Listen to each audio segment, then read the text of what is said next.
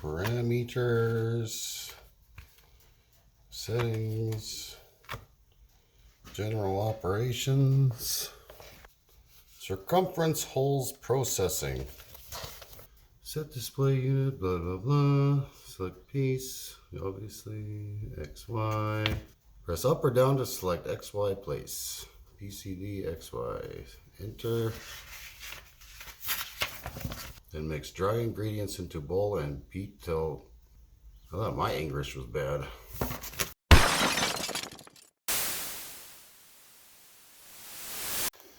Hey, what's up guys? Welcome back to the shop. We're about to get back started again on our mini mag build.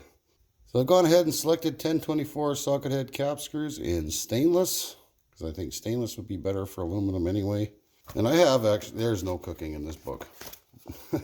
I have gone over this though, and it actually seems pretty cut and dry. You just follow the steps and it pretty much takes you from there. So there's a lot of other stuff in here that I still really don't have any idea what it's talking about. Some of the English is a little bit strange. Let's see if I can't find you a good example here. Rotary Ardius type is used perimeter to measure angle. Just, you know, the wording is a little bit, you know, maybe lost in translation. But I think I got it anyway. So I've actually spent the majority of the week just trying to figure out how I'm going to hold this stuff. Not to mention locate it on the mill. So I made a series of jack stands or whatever, machinist jacks, and some quick and dirty straps. But I don't think I'm going to go that route. I did make an edge finder though. And yet another Joe Pye video that is so beneficial. He actually did a really good little stint on this. He made it on the mill, but I think it's super easier to make it on the lathe. And it is accurate to within a tenth so far, and I honestly could not believe that it was that good. So it took me about an hour to make. Super easy. But a while back, I believe when I was making a back plate for my new 4-jaw chuck, I made a mock spindle. This little doodad right here. I made this sort of as a go, no-go gauge, even though it's just a go gauge. Whatever. But of course I had a little bit of a plug on the backside here to hold it in the chuck. So I just milled 2 flats on it, and now I got a chuck mount.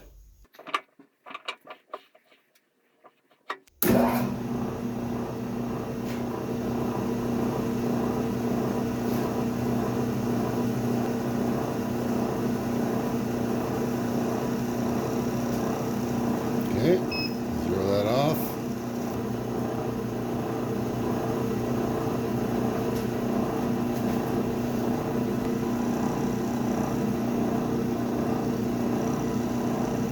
Three, 4, 1, 3, 9.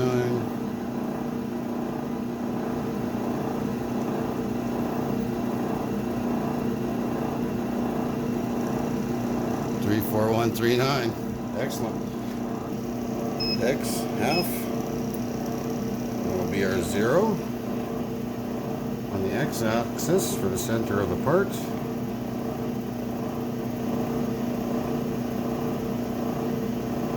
Okay.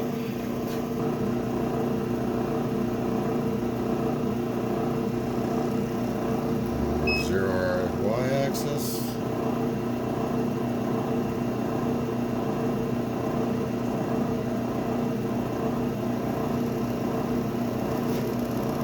Okay, so we had y half, bring her into 0. Okay, now setting up our circle, now that we got our center line all sorted out. Got our PCD, I'm not sure, I can't remember what that means, but you got XY, XZ, and YZ, we want XY. Center, we're on center. Diameter should be, that's the diameter of the center of the circles, so 4.287 inches. Enter. Oh, well, whatever that means, it doesn't really matter. Scroll down, number of holes. That's right, 20 holes. Enter. Starting angle will be 0. Ending angle, well, we got 20 holes, so 360 divided by 20 is 18, so it'll be 360 minus 18, so it should be 342 degrees. Enter. You go down. And hole number 1. And it's right on the y-axis. I thought it would be starting on the x, but whatever.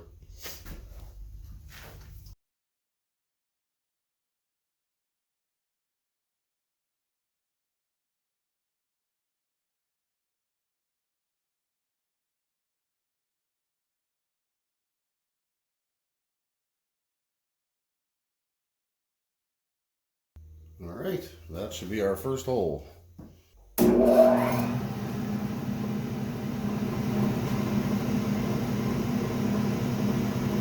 go right from here.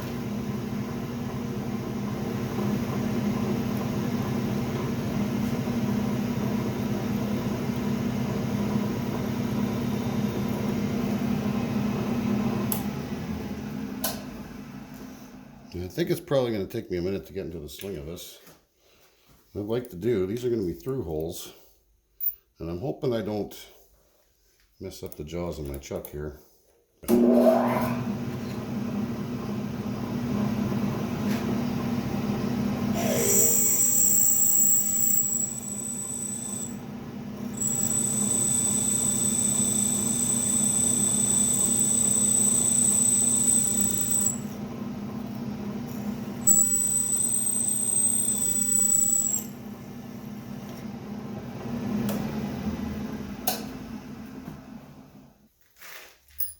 And I might come back to do this afterwards. I got these old Chinese, and these are like the cheapest of the cheap end mills that you can possibly ever get. They don't have any center cutting capabilities. They do feel kind of sharp, but I think they're crap. They're no good for steel. But they do, however, kind of work on aluminum. And rather than waiting for a counter bore, I'm hoping that this will be big enough. That might be just a little too tight. Look at the center on this, how bad it is. That's what you get. You get a whole pack of these for like 25 bucks, or you used to. They are absolutely awful. Yeah, I think we're gonna just totally skip out on the counter bore for now. And we'll scroll down, hole number 2.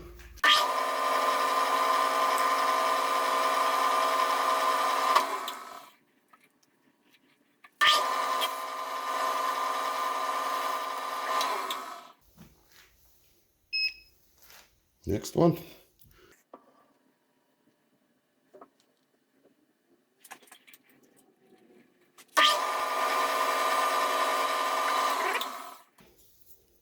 A little carried away on that one.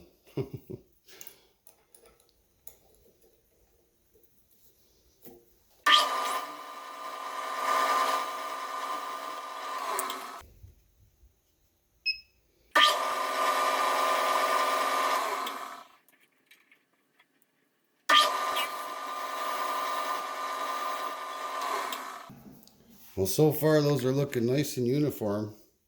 So I got 16 more to go. I'll just have to get back to you.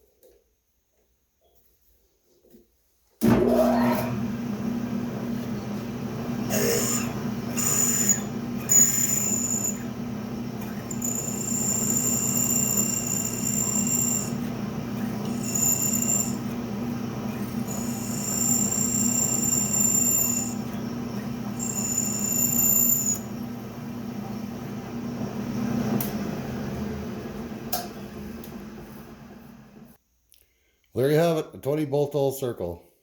Or a 20 hole bolt circle. Yeah. Now the only problem with a 20 hole bolt circle is that now I got 60 more holes to drill. I am not sure what I'm going to do with the counter bore yet. I haven't been able to find a proper counter bore for 1024 socket head cap screws. So we're going to give this a shot.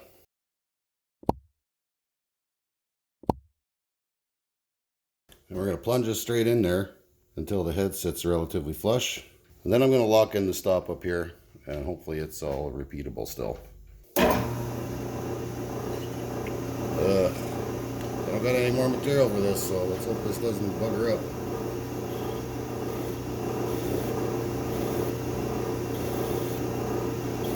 Nope.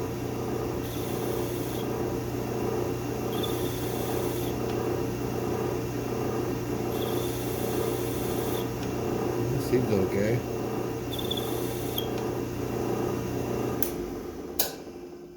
Now this is the part I'm worried about right here. Well, it's actually, oh, that's perfect. I don't even have to change nothing. I was kind of hoping that these would have a little bit of run out, so that's good. I can live with that.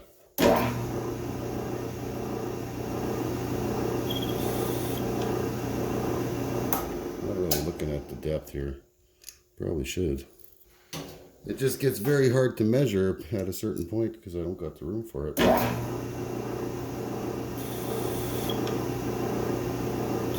I don't mind if they're sticking out a little bit.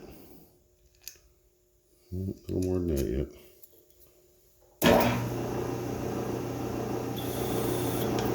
That's probably, I'm going to call that good enough.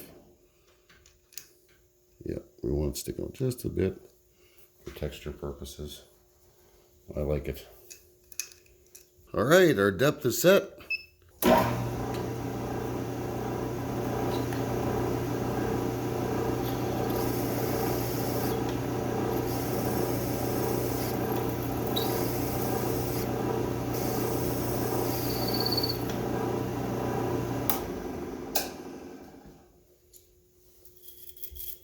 Give that a double check here. Oh yeah, that'll be fine. I don't want them totally flat. I want a little bit of texture in there, but yeah, that'll be just perfect.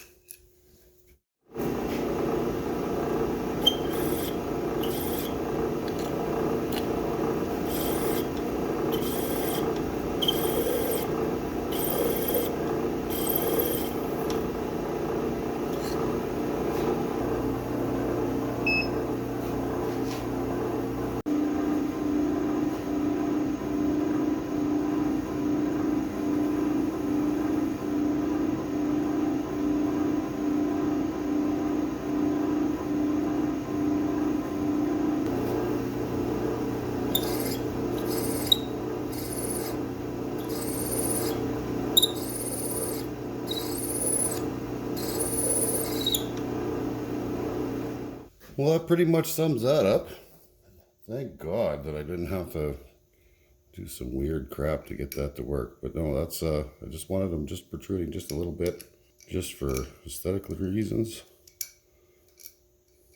But no, that's just perfect. That's perfect. Nothing wrong with that at all. Just enough clearance, not rubbing.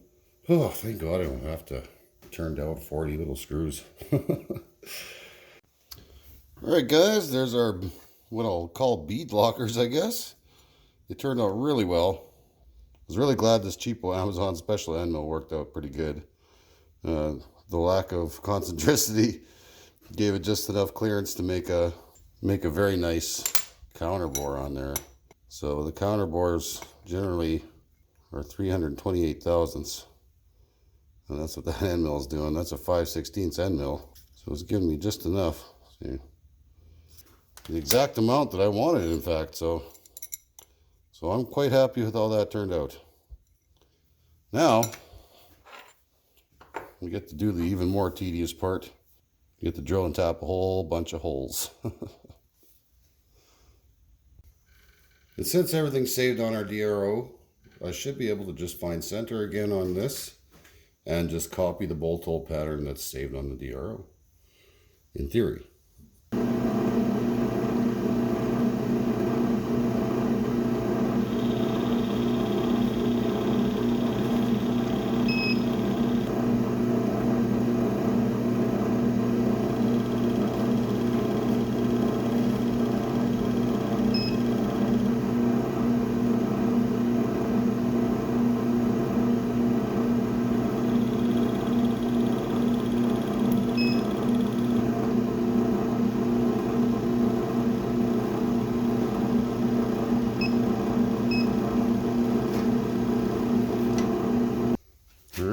zero this out and see where we are in the absolute, if it's going to be repeatable on the chuck or not.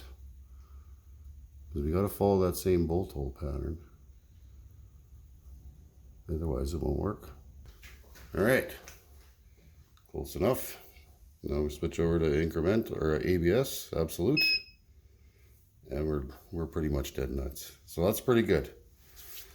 For a freaking welding cart tire, that's plenty good enough. Our bolt hole pattern, enter, center, enter.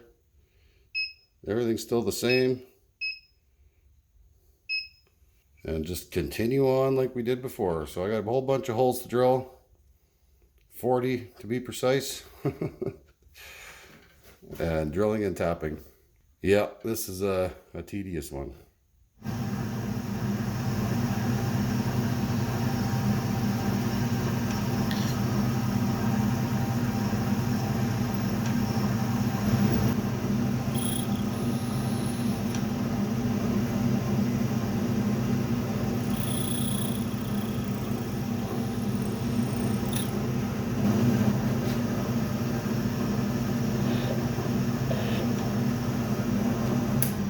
Nice big one in there, and we don't have to do it later.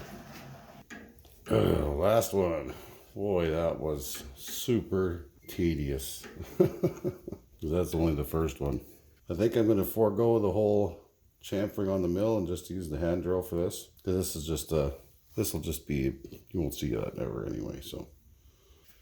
Oh, so exciting. There's our rubber. Oh, nice tight fit still, of course. Try to line up these holes just right. I'm pretty choked if these don't fit. Or I'm sure they will. So far, so good.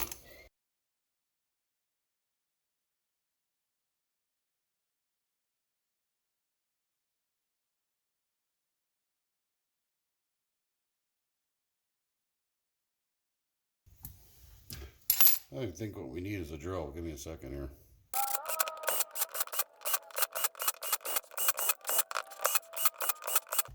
Wow.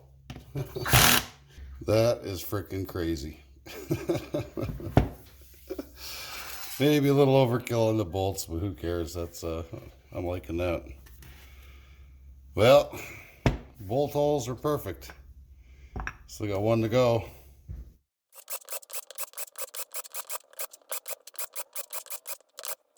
All right.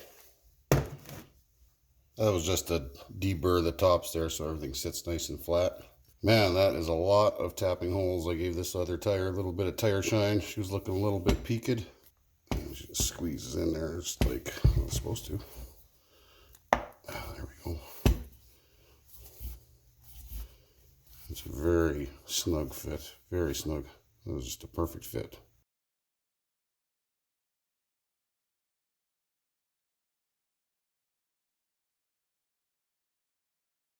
Always make sure my screws are started well before I take the power drill to anything, because that's how you wreck threads, especially in aluminum.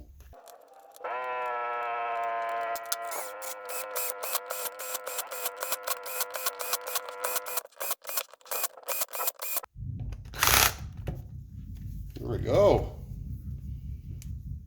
You can see inside there, got a perfect fit. Inside the rim, no gap whatsoever, and that is perfectly sucked all the way into the bead. So that sucker, you can rock climb for days with that, no problem. Well guys, I think that's about all I got in for me tonight.